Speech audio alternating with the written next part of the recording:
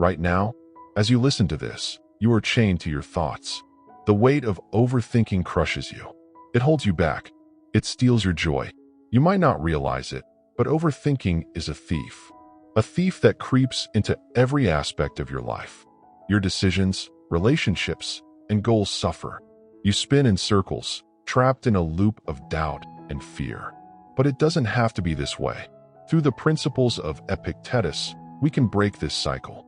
This video will arm you with 7 powerful ideas that will help you end the paralysis of overthinking. Every single moment you spend trapped in your own mind is a moment lost. I want you to pause right now and comment, "I choose action, not worry," below. Write it. Own it. Let every like on your comment remind you of this promise. Now, let's talk about how to break the chains of overthinking. Because the first step is recognizing that you have the power to act, not just think. Principle 1, the perception shield. Now here is where most people completely fall apart. They don't see that the real battleground is not out there in the world. It's in your mind. Your perception shapes your reality. If you don't protect it, you'll constantly be at the mercy of your fears and doubts. This brings us to the first principle, the perception shield. Imagine Epictetus, a freed slave turned philosopher, teaching in ancient Rome. He looked out at his students. He saw them lost in the chaos of their thoughts.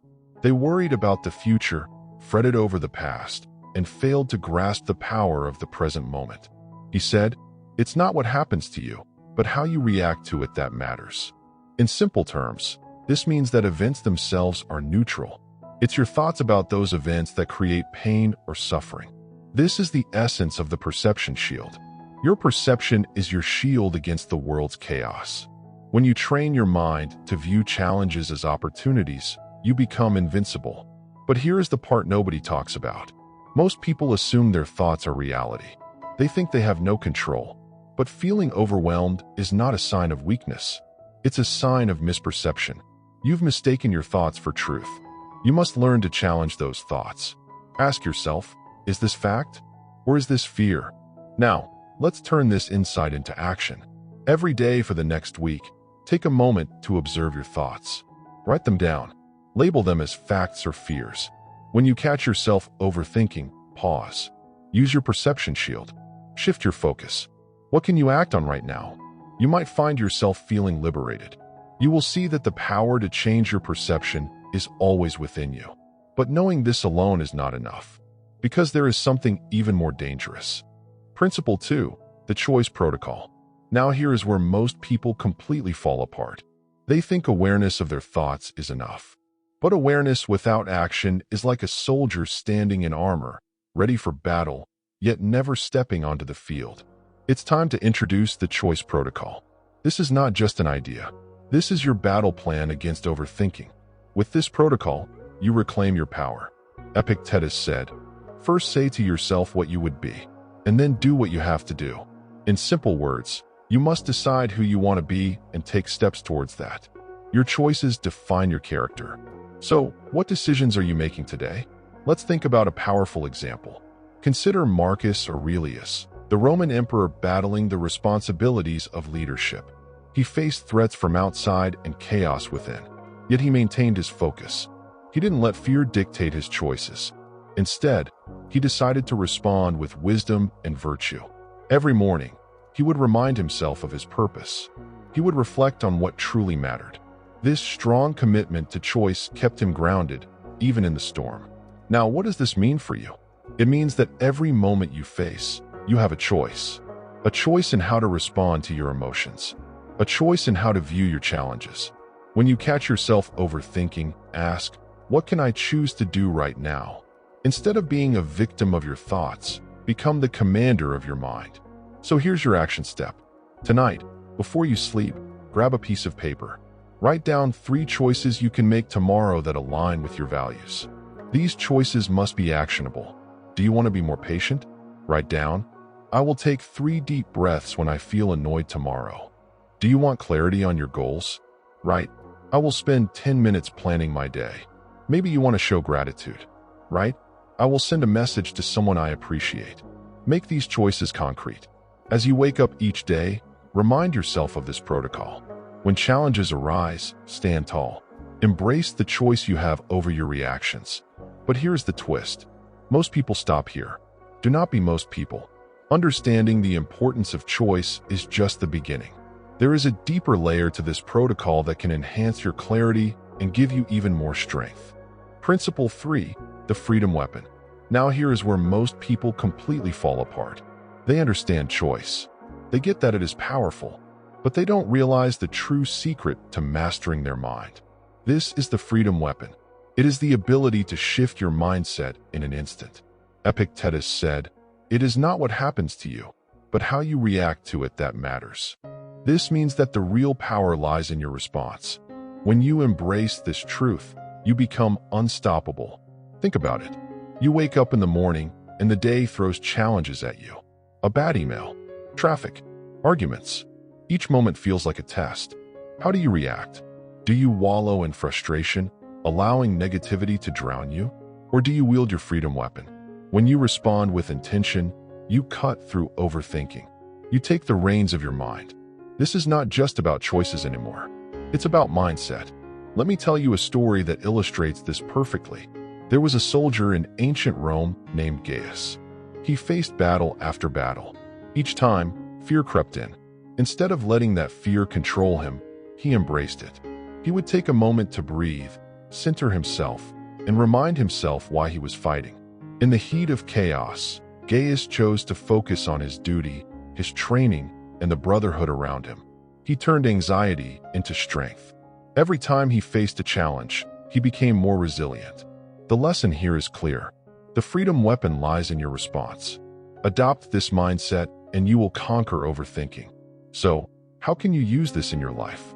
Start by noting how you react to daily stressors. Are you quick to anger? Do you spiral into worry? Next, create a simple strategy. When stress hits, pause. Take 3 deep breaths.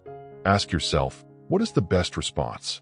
Write down a specific reaction that reflects your values. For example, if you feel overwhelmed, instead of shutting down, write, "I will take a short walk to clear my head." If you feel anxious about a conversation, write down, "I will listen more than I speak." Now, if this is hitting different right now, do one thing for me. Hit that subscribe button. Not for me, but for the version of you that needs this reminder next week. I share this kind of wisdom every single week. Subscribe so you never miss it. This mindset shift is your freedom weapon. You must use it daily. Identify one area where you overthink. Turn it into a choice point. The next time you find yourself spiraling, pause. Focus on your reaction. Control your thoughts to control your actions. You have the power to decide how you respond, and that choice can change everything. Now that you understand this, there is an essential step to make it stick. But knowing the weapon alone isn't enough. Principle 4, the desire trap. Now here is where most people completely fall apart. They think that their desires will bring them happiness. But desires are a trap. They distract you from what really matters. This is the desire trap. It pulls you in with promises of joy and satisfaction. Yet, it rarely delivers. Instead, it leaves you empty. This principle is as old as time, and Epictetus understood this well. He said, "We are disturbed not by things, but by the views we take of them." What does that mean? It means your desires shape your reality. When you chase after things, money, approval, status, you are setting yourself up for disappointment. The false belief is that if you just had that next big thing, you would finally be free. But freedom comes from within. Take the story of Diogenes. He lived in a barrel, rejecting material possessions and societal expectations. When asked what he wanted, he simply replied, "A cup." But this was no ordinary cup. He wanted it only to drink from, not for status or luxury. His desire was not for ownership, but for simplicity. Diogenes taught us that true contentment isn't found in accumulating more. It's about wanting less and focusing on the essential. Now pay attention. This is the real lesson. Each time you find yourself longing for something, a new job, a romantic partner, or the latest gadget, ask yourself, what is this desire really bringing me? Remember, desires can lead to overthinking. They create anxiety about whether you will get what you want. The cycle continues until you feel trapped in your own mind. Instead, turn your focus inward. What can you change within yourself to find satisfaction? Here's your actionable takeaway. Tonight, before you sleep, write down 3 desires that occupy your mind. Next to each one, note how you feel when you have it. Then, ask yourself if those feelings can come from within you right now, without those desires. For example, if you long for a bigger house, consider the joy of a warm home with people you love. Can you create that joy now? This exercise breaks the cycle of desire. It shifts your focus from wanting to appreciating what you already have. But knowing this alone is not enough, because there is something even more dangerous that keeps you trapped. What desires are you clinging to? How can you shift your focus? Share your thoughts below. Together, let's break free from the desire trap. Principle 5, the control compass. Now, here's where most people completely fall apart. They chase what they cannot control. The 5th principle from Epictetus is the control compass. It tells you to focus only on what you can truly control. In a world full of chaos, this principle is your anchor. Imagine a soldier standing on the battlefield. His name is Marcus, a commander in ancient Rome. He faces powerful enemies, and the outcome is uncertain. He knows he cannot control the enemy's actions or the weather. What he can control is his response, his strategy, and his courage. In his journal, Marcus Aurelius wrote, "You have power over your mind, not outside events. Realize this, and you will find strength." This means that your thoughts, your reactions, your feelings, they are yours. Everything else is outside your control. Now, the lesson here is simple but powerful. When you focus your energy on what you can control, you gain freedom. You stop wasting time worrying about things that do not matter. But this is not easy. Our minds like to wander toward the unpredictable. We stress about opinions, outcomes, and events beyond our influence. So here is your actionable takeaway.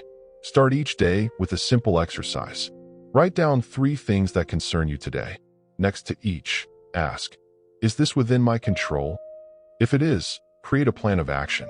If it isn't, let it go. For instance, if you are anxious about a meeting, focus on preparing your thoughts and presentation. That's within your control. But if you worry about how others will react, release that burden. Their thoughts are out of your hands. Now pay attention. This is the real lesson. Most people stop here. Do not be most people. Instead, take it a step further. At the end of each day, reflect on your worries. Did you waste energy on things outside your control? If so, note them down. This will create awareness. You'll start to see patterns in your thinking. Awareness brings clarity. Clarity leads to action. This is the path to mental freedom. But knowing this alone is not enough, because there is something even more dangerous lurking just beneath the surface: the fear of failure. What are you focusing on that you cannot control? How can you use this compass to find your true north? Share your thoughts below. Let's guide each other in this journey toward mastery. Principle 6, the present moment power hourglass not done. Now here is where most people completely fall apart. They know they should focus on what they can control, but they let their minds drift. They become prisoners of the past and the future. The present moment slips through their fingers like sand. This is where the 6th principle emerges, the present moment power. Marcus Aurelius wrote, "You have power over your mind, not outside events. Realize this, and you will find strength." This quote cuts to the core of our struggle. The only place we truly live is in the present. Yesterday is gone, and tomorrow is uncertain. Yet, we let ourselves be consumed by what has happened or what might happen. Think of a soldier at war. Imagine a commander standing on the battlefield, surrounded by chaos. He cannot change the past battles lost or predict the outcome of the ones ahead. His focus must remain on the present. He makes decisions based on the situation right before him. Every moment counts. That's the lesson here. The present moment is where your true power lies. You can't control the weather, the market forces, or even how others perceive you. But you can control your responses, your choices, and your actions in this moment. Let that sink in. Now, here is your action step. Every morning, set a timer for 5 minutes.